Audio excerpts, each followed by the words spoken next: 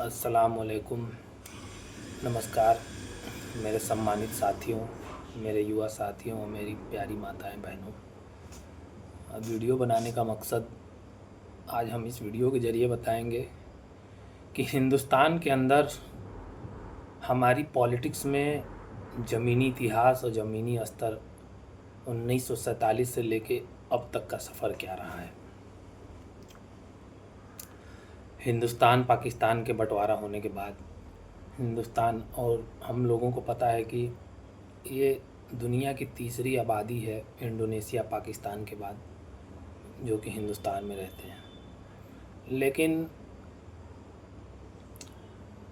1947 देश के आज़ाद होने के बाद हमारी इतनी बड़ी संख्या होने के बावजूद हम आज 2025 के अंदर जो हमारे सरकारों ने हमारे लिए कुछ कमेटियां बनाई, तो उन कमेटियों की रिपोर्ट क्या रही और हमारा पॉलिटिक्स के अंदर, एजुकेशन के अंदर, सामाजिक न्याय के अंदर हमारा प्रतिशत कितना है, कहाँ हम आगे बढ़े कि पीछे बढ़े। और ये सवाल जो है मुझे लगता है कि सबको अपने आप से पूछनी चाहिए, नहीं तो आज ये दशा देखना ना पड़ता कि हिंदुस्तान के मानिंद नेतागण और बहुत से ऐसे लोग अपने मंचों पे हमें टारगेट करते हैं, हमें दरी बिछाने वाले, हमें पंचर बनाने वाले, और हमें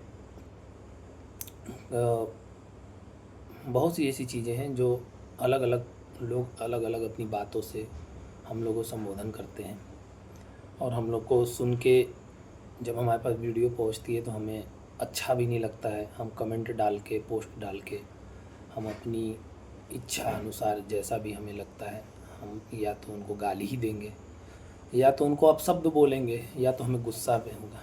तो हमने कभी अपने अंदर झांका नहीं, बोला नहीं कि क्यों ऐसा हो रहा है हमारे साथ और हमें इसका निष्कर्ष हमारे पास क्या होना चाहिए।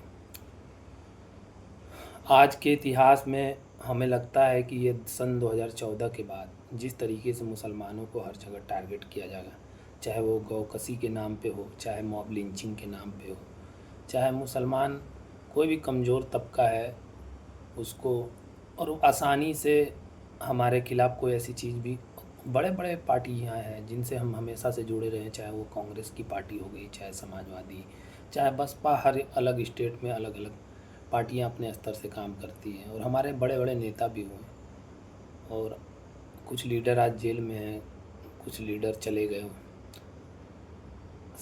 शहीद हो गए, कुछ लीडरों के साथ नाइंसाफ़ी हुई। लेकिन मैं इस वीडियो के माध्यम से उन्हीं से पूछना चाहता हूँ कि जब सत्ते में सरकार थी और आपके पास पावर था तो आपने मुसलमानों और माइनॉरिटियों के लिए कितना किया, उनकी एजुकेशन कितनी कॉलेज बनाई, उनके लिए कितनी वजीफ़ाएँ दिलाई, उनके लिए कितनी आरक्षण की बात की।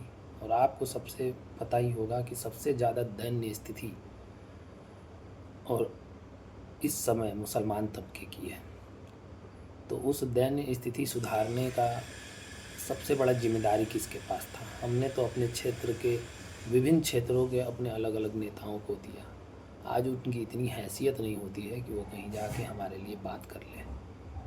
सभी को मुसलमानों का वोट चाहिए, चाहे वो कोई नौकरी देख लीजिए, वैकेंसी देख लीजिए, सदियों से चली आ रही है। एक तबका कोई सरकार में जाता है तो एक तबके को भरा जाता है, एक तबके को थोड़ा सा, जैसे खाना एक प्लेट में दे दिया जाए और पूरा जब खाना खाने के बाद एक दोनों वाला बचता है, जब हमारा पेट भर जाता है तो उसको साइड कर देते हैं, या तो उसको ज़बरदस्ती हम खा लेते हैं, ये समझ के कि अरे यार खाने का वेस्टेज ना हो। तो हमारे मन में ये चीज़ें आई ना, तो रहम हमारे ऊपर हमेशा से होता रहा है। लेकिन हमारे लिए कोई आवाज़, ऊंची आवाज़ में सदन के अंदर, संसद के अंदर इस तरीके से कोई बात नहीं करता है और हम हमेशा उधर ही भागते हैं। और अपने लीडर जो हैं बोलने वाले, हम हमेशा उनको उल्टा सीधा गाली देते रहते हैं, बोलते रहते हैं कि अरे ये तो आया है पतंग, वो वोट काटने के लिए आया है, ये तो आया है ये करने के लिए।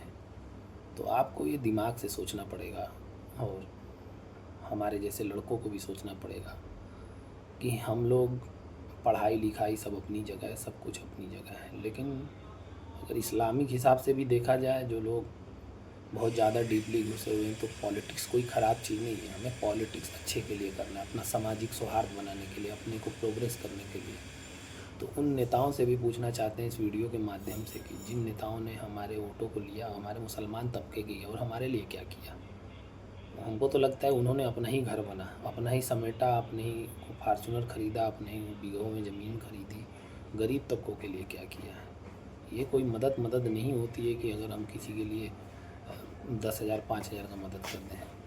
पॉलिटिक्स में और एजुकेशन के अंदर हम कर क्या रहे हैं, अपने लोगों के लिए किया क्या, कितना वजीफ़ा दिलाया, कितना स्कॉलरशिप दिलाया, कितना परसेंटेज हमारी हिस्सेदारी रही।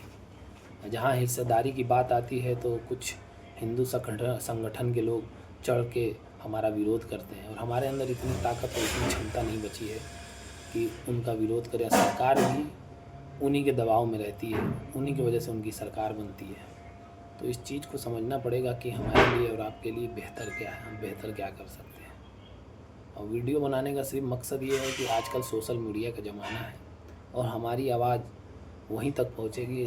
जाहिर सी बात है कि मैं एक पॉलिटिक्स चुनाव लड़ा हुआ व्यक्ति हूँ, तो मैं निचले स्तर पर रह के मैं लोगों की दयनीय स्थिति देखा है कि आज के हिंदुस्तान में मुसलमानों की स्थिति क्या हो।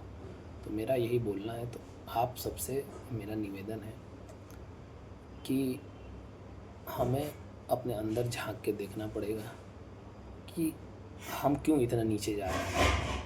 क्या हमारे अंदर क्या लालच आ गई है, या क्या मजबूरी रह गई कि हम बोल नहीं पा रहे हैं, या सिर्फ अपने मुफीद के लिए सोच रहे हैं टोपी लगा के। अगर अपनी मुफीद के लिए सोच रहे हैं तब तो आपने इस्लाम और इस्लाम की किताब को सही से जाना नहीं, ना सही से पढ़ा है। तो आप उसको सबसे पहले जानिए, फिर आके अपनी बड़ी बड़ी बातों को लोगों के सामने रखें। बहुत बहुत धन्यवाद, शुक्रिया, खुदा हाफिज़।